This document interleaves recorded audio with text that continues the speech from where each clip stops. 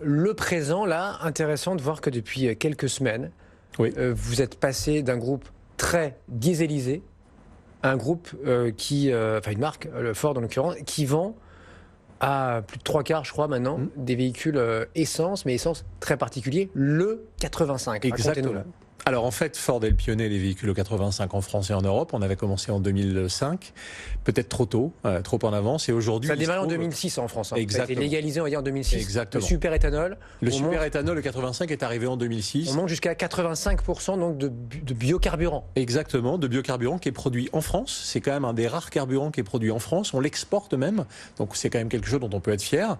Et il se trouve qu'il n'y avait plus aucun véhicule compatible au biocarburant de série. Et donc nous avons pris la décision de revenir avec un véhicule compatible au biocarburant de série, donc le Kuga, qui est un SUV compact. Qui marche bien d'ailleurs. Exactement, mais plutôt que de faire une explication, je vais juste vous donner un exemple tout bête. Si vous voulez faire un Paris-Lyon, Paris-Lyon c'est 500 km.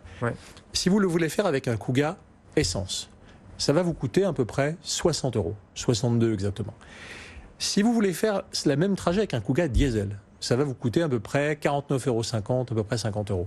Si vous voulez le faire avec un Kuga E85, ça va vous coûter 35 €. C'est ça la réalité. C'est quasiment moitié prix. Tout ça parce que le statut de l'E85 en France est extrêmement compétitif.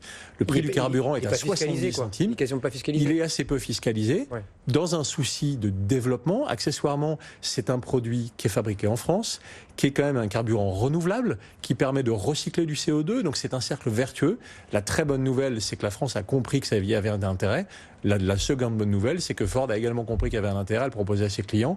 Aujourd'hui, Kuga, on est à plus de 80% des ventes de Kuga qui se font avec des moteurs au super-éthanol 85. Où est-ce qu'on peut faire son plein Il y a à peu près 1150 stations en France, c'est-à-dire partout, principalement dans les grandes surfaces, Intermarché et Leclerc, qui en disposent absolument partout en France.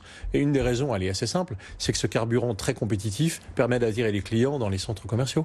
Et donc aujourd'hui, il y a du carburant sans aucun problème et on peut le trouver sans aucun souci à quelques centaines de mètres de votre rédaction. Il y avait 30 000 véhicules roulants au E85 l'an dernier en France. Il y en aura combien de Ford en tout cas qui sortiront en 2019 Nous allons ajouter à peu près cette année 2500, 3000 véhicules en plus. Il faut quand même se rappeler qu'aujourd'hui, tous les véhicules consomment de l'E10, donc du carburant essence qui comprend 10% d'éthanol. C'est-à-dire que la moitié du parc roulant roule en partie à l'éthanol.